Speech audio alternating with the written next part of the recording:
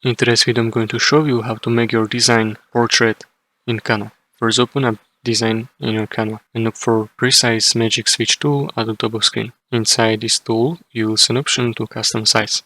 Click on it, and this will allow you to resize your document to any custom dimensions you want. When you click on custom size, you will notice current width and height of your document displayed. Before current dimensions, you will see options for different aspect ratios, like square, portrait, and landscape. Since we want to change your design to portrait, simply click on portrait option, and this will automatically adjust dimensions so that height is larger than width. If you prefer to input your own dimensions, you can do this by tapping them into width and height fields.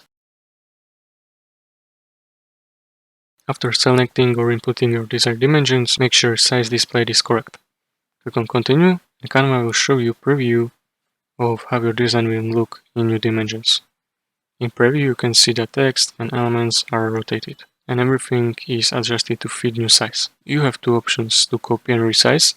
This will keep your existing document and create a new version with portrait dimension, or you can resize it. This will change your current document to new dimensions. Once you made selection, Canva will automatically adjust your design to new portrait layout. All pages in your document will now be in portrait orientation.